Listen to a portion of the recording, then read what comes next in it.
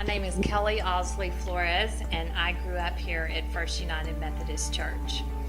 Growing up here at this church has felt like extended family. When I think of First United Methodist Church, I think of community, and I also think of family. I almost have no memories outside this church as far as my faith. My parents first made the decision to join this church when I was a year old, back in 1966, so I'm telling you my age. And so it's always been a part of my life.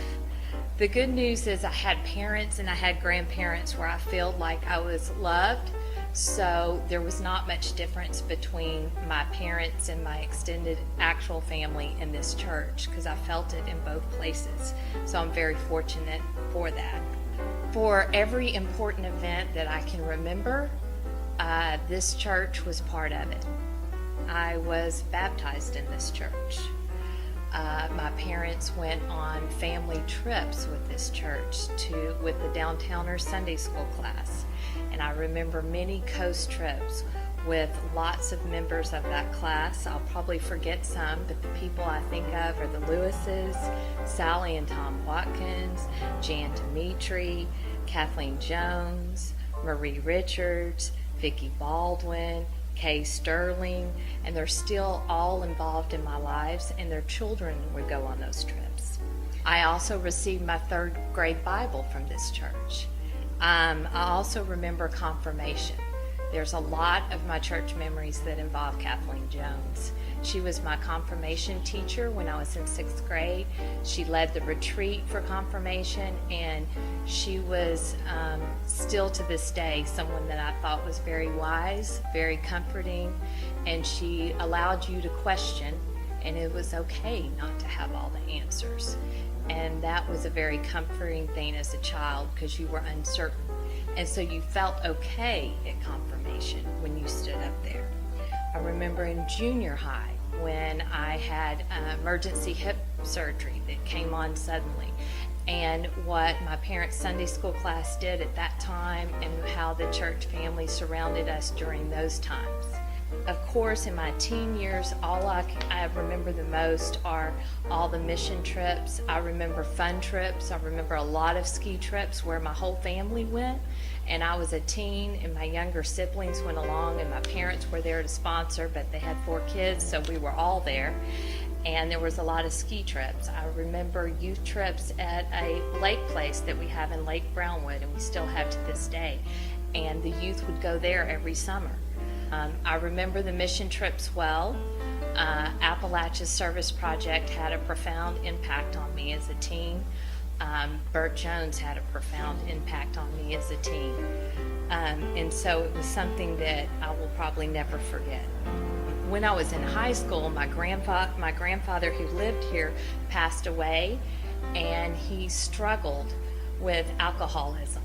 And I remember thinking at his memorial service, which was at this church, how many people were here. And I kept asking my mom, I said, all these people are here and they don't know him.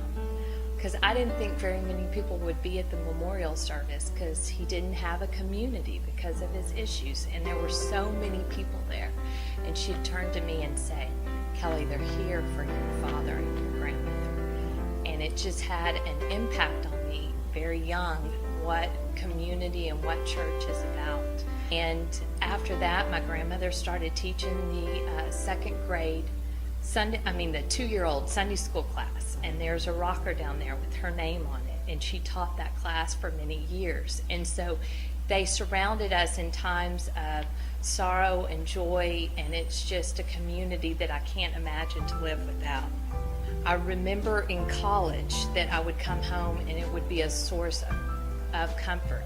There was one particular memory that is very unusual, and the fact that I'm looking at some of the issues today, and I thought about it. They had some type of leadership, some type of conference in the Wesley Hall. In the bottom of Wesley Hall, there was no Family Life Center. Kathleen was there, was one of the leaders, and they were talking about the issue of homosexuality and what that meant and what were our role as Christians. And I look back, because that was in the 1980s when we had that. And we had small groups, and I was in college, and I did the small groups. And we were talking, and during that period of time, someone was talking about, well, I think it's a choice. And I really broke down. And that's very, very unusual for me, because I don't. And I was in tears and very, very upset. And Kathleen was the one that came over and helped me get through it. Because what I realized when I was doing that is one of my very best friends, who was gay. I don't think he realized he was gay. He was in denial the whole time. Everybody thought we were dating. Struggled with that issue and tried to kill himself over that issue. And so it was so personal for me that it really took over me. And Kathleen is the one that was there. I've said her name many times, but she's the one that helped me walk through that issue. And we even talked about it afterwards, because it had such an impact on me. I also think about the Walk to Emmaus, which came through this church. Anna Jones was at my table, and I went on the Walk to Emmaus as a young adult, about a year before I got married. And then my husband, they all laughed that he had to go on the Walk to Emmaus to marry me, that he went on the Walk to Emmaus about 8 weeks before we married. And so it really had an impact on our marriage. And then we were married in this church 2 months after that.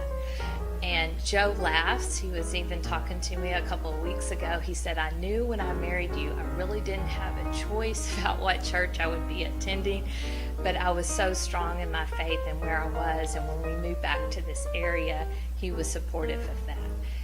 When I think about my children and what I do to try to teach them about living a life of faith, the thing I think about the most is the fact that I come. I think we all get so busy, and that attendance is something that falls wayside. There's been a lot of discussion in my family about having sporting events on certain times, and what does that mean, and those kinds of things. And you just really have to decide that this is a priority. And my children know that if we're in town, we will be attending church. It's just not really something that's discussed. It's just something that's expected. And so for them, I think I give them that we're here and we come. The other thing I think I do for them is they know I believe in mission trips, and my poor daughter absolutely knows that Appalachia Service Project and ASP was something she was going on, and absolutely had no choice. Battled that for about 9 months with her. She even did a run at her dad about how crazy it was that I was making her go. Of course, I had the support of my loving husband, because he already said, I know what this means, and she is going. But she now is something that she understands, and she wants to go, and she does make it a priority. But that first year was something that she did not have a choice, and she understands that. My children also received their 3rd grade Bibles from this church. Both of my children were also confirmed in this church. And I know at confirmation, there was a point in time when my children were being confirmed, and I looked over at Kathleen. She and I both were fighting back tears, because she's the one that confirmed me, and there's my children being confirmed. So there is a lot of history there. I think a life of faith is verily that. It's a life, and it's not just one event. It is something that we have to live, and we have to teach our children to turn back to that faith and continue to live a life of faith for a lifetime. And it's a journey. It's not something you just do once. You continue to grow in your faith, and that you have to have your children here for them to be able to understand that that's a priority, and that is something that is just part of their lives. This church has shaped my faith journey in ways that it's hard to describe, because I've never not known it. It's hope, renewal, love, and the best part, a family. It's also comforting. And when I think about things I get a lot of questions. Why don't y'all go to Elgin FUMC? And we would attend on occasions at times. I know during Lent season at Easter we would go on weeknights, but it's just, it's family, and I've known some of these people since I was born. And so it's very, very difficult for me to think about anything else. When I think about running the race, I think in terms of it being a marathon or more, in this church and the life of the faith.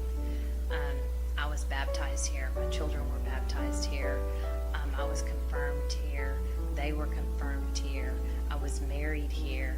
And so when I think about running the race, it seems like it's like a marathon. I don't see it as a sprint, and I see it as something that continues to change, and we continue to grow, and it continues to be a journey.